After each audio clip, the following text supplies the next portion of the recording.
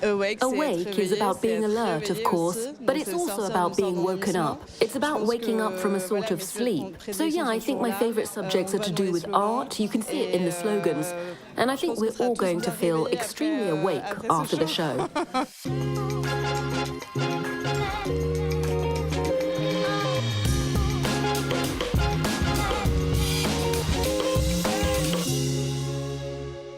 Kicking off the 2026-27 winter menswear collections is Jeanne Friot, a designer for whom fashion is always political. For me, it's always about trying to revolutionize not only fashion, but also the world more widely. And I love talking about the idea of affecting revolution through love, a gentle revolution, if you will. So that was important for me. And then there's a slogan that talks about how it's never too late to fight fascism. And that's literally what's happening right now. I think I'm very affected by current affairs, especially when it's about our bodies and identities. Just take the murder of a lesbian woman in the US in broad daylight, a woman they tried to label a terrorist. That was the first big news event to hit me this year. It was extremely difficult to witness. Friot is talking about Renee Nicole Good, killed in Minneapolis by a US Immigrations and Customs Enforcement agent on the 7th of January. It's a left-wing show for people on the left of the political spectrum, with the aim of representing as many different, diverse groups as possible. It's about advocating for rights and freedoms for everyone, and pushing back against a world that's trying to kill those freedoms, and to rob people of their personalities, their identities, the truth of their bodies, their rights. A world simply that's trying to stop some people existing.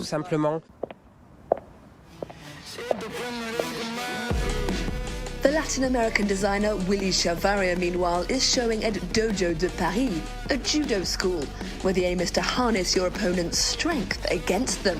He's putting on a musical extravaganza, where the models are singers and actors from minority groups. It's an explosive and deeply political performance set against a fantastical New York backdrop. And at Yohji Yamamoto, faced with a frenetic world, there's only one response: to cocoon yourself away. Yohji has an incredible presence. When you're next to him, he really exudes something powerful. How would you describe the presence? It's a peaceful presence, I'd say. He exudes an aura of peace. That said, I was inspired by army outlook and very low-class workers' outfit. I picked up hard workers' outfit. And what do you think of our world now? That dumb world. I'm afraid there's some war happens. I'm afraid. Stop it, please.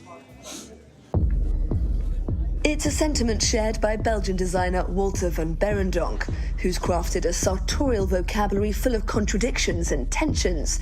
He's also inspired by André Robillard, a French sculptor and key figure of the Art Brut movement. The collection is a protest cry. Oh, it's a big shout out for a better world, because I think we're really living in the worst world ever, and really shouting out for love, peace and understanding. And that's really that was also the name. I mean, the youth, the underlining thing of the youth. It's so important that this generation of today will still have a life in the next generations. And that's it's a call out for peace. Normally inspired by literature, for Louis-Gabriel Nouchi, this time it was cinema, specifically Ridley Scott's 1979 masterpiece, Alien. The designers reinterpreted Sigourney Weaver's iconic tank top and pants look, while alluding to the pseudo-erotic presence of the xenomorph, the alien of the film's title. How have you approached Alien in this collection? In this collection, I've worked with pretty radical materials like latex. I've experimented with different types of flannel. There's also some 3D printing. There are veils, drapery that starts at the stomach. And yet, all these pieces are also very beautiful, very easy to wear. In fact, everything is. That's a pair of trousers, that's a jacket, there you have a jumper. I wanted these clothes to be easy to wear, but the silhouettes needed to be very desirable. Also keen to embrace seduction with his latest offering is Saudi Arabian Ahmed Hassan, who's keen to merge ancestral codes with contemporary provocation. Everything you see here has a very eminent place in our tradition, and it's a continuation of a tradition. But unfortunately, with time, we've forgotten a lot of these traditions, such as men wearing skirts, for example. That is almost a forgotten tradition, and it's left for the folklore and for the traditional dances. People stopped wearing these things, and I think it's very important to go back to them and experiment with them and make them of the time.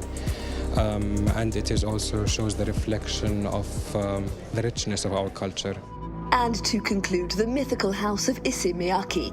The designer's new menswear line, I Am Men, offers a meditation on the relationship between fabric and skin. The collection is named Une forme sans forme, a formless form in English, a reflection on a world in perpetual flux.